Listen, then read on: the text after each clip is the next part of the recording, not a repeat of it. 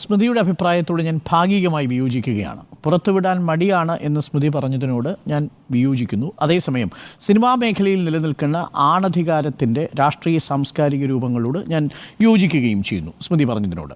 ഞാൻ എന്തുകൊണ്ടാണ് ഇതങ്ങനെ പറയാൻ കാരണം, സർക്കാർ എപ്പോഴാണ് ഈ റിപ്പോർട്ട് പുറത്തുവിടില്ല എന്നൊരു നിലപാടെടുത്തത് എന്നതാണ് എൻ്റെ ഒരു മറുചോദ്യം. കാരണം ഈ കേസിൽ പ്രധാനപ്പെട്ട കക്ഷി സർക്കാരാണ്. സർക്കാർ ഈ കേസിൽ പറഞ്ഞിരിക്കുന്ന വാദം എന്താണ്? ഇൻഫർമേഷൻ കമ്മീഷൻ പറഞ്ഞിരിക്കുന്നത് പോലെ ഈ റിപ്പോർട്ട് പുറത്ത് ചർച്ച ചെയ്യപ്പെടേണ്ടതുണ്ട് എന്നും മാത്രവുമല്ല, ഇതൊരു പൊതുതാൽപര്യമുള്ള റിപ്പോർട്ടാണ് എന്ന് പറഞ്ഞിരിക്കുന്നത് ഈ സർക്കാരാണ്. അപ്പോൾ ഈ റിപ്പോർട്ട് പൊതുതാൽപര്യമുള്ള ഒരു റിപ്പോർട്ടാണ് എന്ന് സംസ്ഥാന സർക്കാരിന് വേണ്ടി ഹാജരായ അഭിഭാഷകൻ കോടതിയിൽ ബോധിപ്പിച്ചിട്ടുണ്ടെങ്കിൽ ഇത് പുറത്തുവിടാൻ സർക്കാരിന് മടിയുണ്ടെന്ന നിഗമനത്തിലേക്ക് നമ്മൾ എങ്ങനെ എത്തും? ഇതാണ് എൻ്റെ ആദ്യ ചോദ്യം. രണ്ടാമത്തെ പ്രധാനപ്പെട്ട കാര്യം, സർക്കാർ ഈ കമ്മിറ്റി രൂപീകരിച്ചിരിക്കുന്നത് നമുക്കറിയാവുന്നതുപോലെ അത് ഈ കമ്മീഷൻ ഓഫ് എൻക്വയറി ആക്ട് പ്രകാരമുള്ള ഒരു കമ്മീഷനായിട്ടല്ല. പകരം ഈ വിഷയം വിമൻ ഇൻ സിനിമ കളക്റ്റീവ് സർക്കാരിന് മുന്നിൽ വയ്ക്കുമ്പോൾ സർക്കാർ അനുഭാവപൂർവ്വമായൊരു നിലപാടാണ് എടുക്കുന്നത്. നടി ആക്രമിക്കപ്പെട്ട പശ്ചാത്തലത്തിലാണ് ഇതിനൊരു കളമൊരുങ്ങുന്നത്. ആ സാഹചര്യത്തിൽ സർക്കാർ ഇങ്ങനെയൊരു കമ്മിറ്റി രൂപീകരിക്കുന്നു. ആ കമ്മിറ്റിക്ക് വേണ്ടി ആദ്യം 6 മാസക്കാലം എന്ന് പറഞ്ഞെങ്കിലും പിന്നീട് 1.5 വർഷക്കാലം അതിൻ്റെ സമയം നീട്ടിക്കൊടുക്കുന്നു. 1,06,50,000 രൂപ സർക്കാരിൻ്റെ ഖജനാവിൽ നിന്ന് മുടക്കി ഒരു കമ്മിറ്റി തീരുമാനിക്കുന്നു. ആ കമ്മിറ്റി വിശദമായിട്ട് വിവിധ കക്ഷികളുടെ മൊഴിയെടുക്കുന്നു. സാങ്കേതിക സിനിമാ മേഖലയിലുള്ളവർ, താരങ്ങൾ, അണിയറ പ്രവർത്തകർ, ഇവരുടെ എല്ലാം വിശദമായ മൊഴികൾ എടുത്തുകൊണ്ടാണ് ഈ റിപ്പോർട്ട് സമർപ്പിക്കുന്നത്. എൻ്റെ ചോദ്യം ഇതാണ്, ഈ റിപ്പോർട്ട് സർക്കാർ എന്തിനാണ് എടുത്തത് എന്നൊരു ചോദ്യമുണ്ട്. അവിടെ നമുക്ക് വ്യത്യസ്തങ്ങളായ അഭിപ്രായങ്ങളുണ്ടാവാം. ഒരു നിയമനിർമ്മാണത്തിന് സാധ്യതയുണ്ടോ എന്ന് സർക്കാർ അന്വേഷിക്കുകയാണ്. ഒരു ഭാഗത്ത് വലിയ ചർച്ചകൾ ആ ഘട്ടത്തിൽ നടന്നു. പക്ഷേ ഈ റിപ്പോർട്ടിൽ പറഞ്ഞിരിക്കുന്ന കാര്യങ്ങൾ അതേപടി ഒരു പബ്ലിക് ഡൊമൈനിൽ ലഭ്യമാക്കാൻ കഴിയുമോ എന്നതാണ് ചോദ്യം. കഴിയില്ല. കാരണം ഈ റിപ്പോർട്ടിന് 2 ഭാഗങ്ങളുണ്ട് സ്മൃതി. ആദ്യത്തെ ഒരു ഭാഗം എന്ന് പറയുന്നത് ഈ കമ്മീഷൻ അംഗങ്ങളുടെ വേർഷൻ രേഖപ്പെടുത്തിയിരിക്കുന്ന ഒരു ഭാഗമാണ്. രണ്ടാമത്തത്, അതായത് റെക്കമെൻഡേഷൻസ്. രണ്ടാമത്തതെന്ന് പറയുന്നത് ഈ കമ്മിറ്റിയുടെ പഠനത്തിന് വേണ്ടി വന്നിരിക്കുന്ന തെളിവുകളാണ്. ആ തെളിവുകൾ എങ്ങനെയുള്ള തെളിവുകളാണ്? സ്ക്രീൻഷോട്ടുകളുണ്ട്, ചില ചാറ്റുകളുണ്ട്, ചില വീഡിയോ ക്ലിപ്പുകളുണ്ട്, ഓഡിയോ ക്ലിപ്പുകളുണ്ട്, നോട്ട്സ് ഉണ്ട്. ഇത് രണ്ടും കൂടി അടങ്ങുന്നതാണ് ഹേമ കമ്മിറ്റി റിപ്പോർട്ട്. അപ്പോൾ സ്മൃതി ഇപ്പോൾ പറഞ്ഞ ഹേമ കമ്മിറ്റി റിപ്പോർട്ട് പുറത്തുവിടണമെങ്കിൽ ഇത് ഏതാണ് പുറത്തുവിടുക? ഹേമ കമ്മിറ്റി റിപ്പോർട്ടിൻ്റെ ഒന്നാമത്തത് പുറത്തുവിടുമോ? ഹേമ കമ്മിറ്റി റിപ്പോർട്ടിൻ്റെ അപ്പൻഡിക്സ് ആയിട്ട് രേഖപ്പെടുത്തിയിരിക്കുന്ന രണ്ടാമത്തെ ഈ തെളിവുകൾ പുറത്തുവിടുമോ? ഇനി തെളിവുകൾ മാറ്റിവെച്ച് ഒന്നാമത്തെ കമ്മിറ്റി തന്നെ പുറത്തുവിട്ടിരിക്കുന്നതനുസരിച്ചാൽ ആ കമ്മിറ്റി റെക്കമെൻഡേഷൻസിലും ചില സൂചനകളുണ്ട്. ചില താരങ്ങളിലേക്കും പറഞ്ഞവരിലേക്കും ചില സിനിമയുടെ സെറ്റുമായി ബന്ധപ്പെട്ടും ഒക്കെയുള്ള പരാമർശങ്ങൾ ഇതിലുണ്ട്. അപ്പോൾ ഏതെങ്കിലും തരത്തിൽ അതിജീവിതയ്ക്ക് ഹാനികരമാകുന്ന തരത്തിൽ ഒരു റിപ്പോർട്ട് പുറത്തുവിടുക സാധ്യമല്ല. അപ്പോൾ ചില ഭാഗങ്ങൾ എഡിറ്റ് ചെയ്ത് ചില ഭാഗങ്ങൾ കാണിക്കാം എന്ന് സർക്കാരിനൊരു തീരുമാനം എടുക്കാൻ കഴിയില്ല. അതിന് പറ്റുന്നത് ആരാണ്? അതിന് പറ്റുന്നത് വിവരാവകാശ കമ്മീഷനാണ്. ഇത് പബ്ലിക് ഡൊമൈനിൽ എത്തേണ്ടതാണോ അല്ലയോ എന്ന് തീരുമാനിച്ചത് വിവരാവകാശ കമ്മീഷനാണ്. വിവരാവകാശ കമ്മീഷൻ കൊടുത്ത ഓർഡറിൽ സർക്കാർ എതിരഭിപ്രായം പറഞ്ഞില്ലെന്നും മാത്രവുമല്ല, സർക്കാർ അത് പുറത്തുവിടാൻ തീരുമാനിക്കുകയും നമ്മളടക്കമുള്ള മാധ്യമപ്രവർത്തകർക്ക് അത് നൽകുമെന്ന് അറിയിക്കുകയും ചെയ്യുന്ന ഘട്ടത്തിലാണ് ഈ സജിമോൻ പാറയിൽ പോകുന്നത്. ഞാൻ കരുതുന്നില്ല സജിമോൻ പാറയിൽ സംസ്ഥാന സർക്കാരിൻ്റെ ഒരു അഭിപ്രായത്തെ മാനിച്ചു പോയ ആളല്ല. അയാളുടെ പിന്നിൽ മറ്റ് താല്പര്യങ്ങളുണ്ട്, അത് ഞാൻ മനസ്സിലാക്കുന്നു. പക്ഷേ സജിമോൻ പാറയിൽ എതിരായ നിലപാടാണ് സർക്കാർ സ്വീകരിച്ചത് കോടതിയിൽ. അതുകൊണ്ടാണ് പറഞ്ഞത് സജിമോൻ പാറയിലിന് ഈ കേസുമായി ഒരു താല്പര്യവുമില്ല, അദ്ദേഹത്തിന് വ്യക്തിപരമായ ഒരു അവകാശവുമില്ല. എന്നിട്ട് കേരള സർക്കാരിന് വേണ്ടി ഹാജരായ അഭിഭാഷകൻ പറഞ്ഞു അദ്ദേഹത്തിന് ലോക്കൽ സ്റ്റാൻഡി ഇല്ല, ഈ കേസുമായി ബന്ധപ്പെട്ട ഒരു നിയമസാധുതയും ഈ സജിമോൻ പാറയിൽ ഇല്ല എന്ന് പറഞ്ഞത് സർക്കാരാണ്.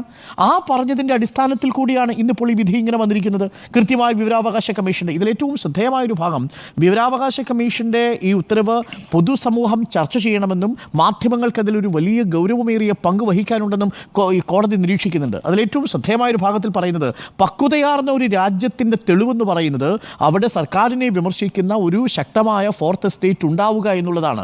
അതുകൊണ്ട് freedom of the press has always been a cherished right of all democratic countries എന്ന് പറഞ്ഞുകൊണ്ടാണ് ആ വിധി പ്രസ്താവം അവസാനിക്കുന്നത്. അവിടെ മാധ്യമങ്ങൾക്കുള്ള പങ്കുണ്ടെന്നും ഇത് മാധ്യമങ്ങൾ ഒരു ഫോർത്ത് സ്റ്റേറ്റ് എന്ന നിലയിൽ ഇത്തരം വിഷയങ്ങൾ ചർച്ച ചെയ്യണമെന്നും കോടതി പറയുന്നു. ഇതിനെ ഒന്നും തന്നെ സർക്കാർ ഹനിച്ചിട്ടില്ല എന്നുള്ളതാണ് ആദ്യ ഭാഗത്ത് എനിക്ക് സ്മൃതിയോടുള്ള വിയോജനക്കുറിപ്പായി പറയാനുള്ളത്. അതുകൊണ്ട് സർക്കാരിന് ഏതെങ്കിലും തരത്തിൽ ഈ റിപ്പോർട്ട് പുറത്തുവിടാൻ ഒരു പ്രത്യേക താല്പര്യമുണ്ടെന്നോ അജണ്ടയുണ്ടെന്നോ നമുക്ക് ഈ ഘട്ടത്തിൽ മനസ്സിലാക്കാൻ കഴിയില്ല. കാരണം ഈ കമ്മിറ്റി വന്നത്, കമ്മിറ്റിക്ക് പണം മുടക്കിയത്, കമ്മിറ്റിയുടെ റെക്കമെൻഡേഷൻ വിവരാവകാശ കമ്മീഷൻ കൊടുക്കുമ്പോൾ അത് പുറത്തുവിടാം എന്ന് പറയുന്നത്, അതിനു വേണ്ടി കോടതിയിൽ പോകുമ്പോൾ വിവരാവകാശ കമ്മീഷൻ്റെ വാദത്തിനെ ശരിവെച്ചുകൊണ്ട് കോടതിയിൽ സർക്കാർ നിലപാടെടുത്തത്, ഇതെല്ലാം അതിൻ്റെ പ്രധാനപ്പെട്ട ഘടകങ്ങളാണ്. ഇനി സ്മൃതി പറഞ്ഞ ഞാൻ യോജിക്കുന്ന രണ്ടാമത്തെ ഒരു ഭാഗമുണ്ട്. അതായത് സിനിമാ മേഖല എന്ന് പറയുന്നത് ആണധികാരത്തിൻ്റെ ഒരു വലിയ വ്യവസായമായി മാറിയിട്ടുണ്ട്. അക്കാര്യത്തിൽ യാതൊരു സംശയമില്ല.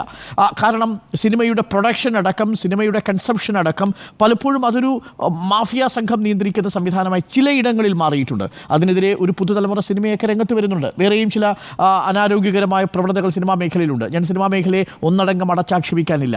പക്ഷേ സംസ്ഥാന സർക്കാരിന് ഇത്രയും അധികം നികുതി കൊടുക്കുന്ന, ഇത്രയും അധികം വിനോദ നികുതി ഈടാക്കുന്ന ഒരു സ്ഥാപനം എന്ന നിലയിൽ മിനിമം ഈ സിനിമാ മേഖലയിൽ ലിംഗസമത്വം ഉറപ്പാക്കാനുള്ളൊരു ബാധ്യത സർക്കാരിനുണ്ട്. അത് ഞാൻ മനസ്സിലാക്കുന്നു. പക്ഷേ പലപ്പോഴും എന്താ പ്രശ്നമെന്ന് ചോദിച്ചാൽ ഈ വിഷയങ്ങൾ പലതും പുറത്തു വരില്ല.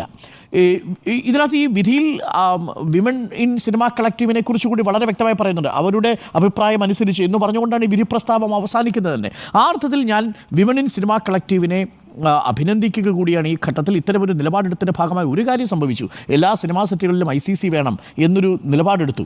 പക്ഷേ ICC അവിടെ പ്രവർത്തിക്കുന്നുണ്ടോ ഇല്ലയോ എന്ന് പലപ്പോഴും നമുക്ക് മനസ്സിലാവുന്നില്ല. അതൊരു പ്രധാനപ്പെട്ട കാര്യമാണ്. എനിക്കറിയാം എല്ലായിടത്തും ഇല്ല, എല്ലാ സിനിമാ സെറ്റുകളിലും ഇല്ല.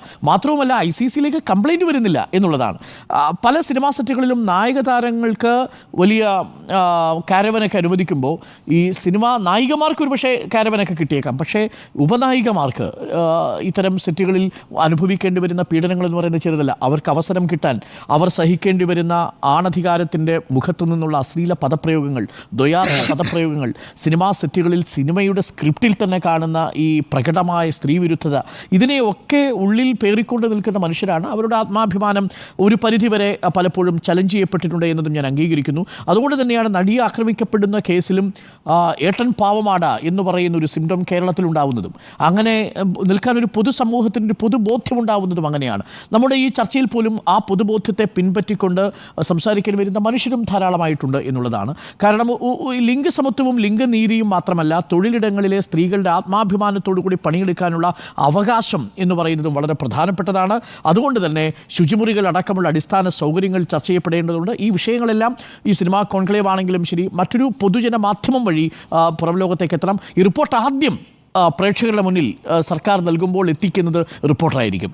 അതിന് റിപ്പോർട്ടറാണ് ഈ കേസിൽ കക്ഷി ചേർന്നിരിക്കുന്ന മറ്റൊരു മാധ്യമ സ്ഥാപനം എന്നുള്ളത്. അതുകൊണ്ട് തീർച്ചയായും പ്രേക്ഷകർ റിപ്പോർട്ടിൽ തന്നെ തുടരുക. വരുന്ന ദിവസങ്ങളിൽ ഹേമ കമ്മിറ്റി റിപ്പോർട്ട് ആദ്യം തന്നെ പ്രേക്ഷകരിലേക്ക് നമ്മൾ എത്തിക്കും. അപ്പോൾ പുറത്തുവിടാൻ മടിയോ എന്ന ചോദ്യത്തിന് പുറത്തുവിടാൻ മടിയില്ല എന്നതാണ് എൻ്റെ നിലപാട്.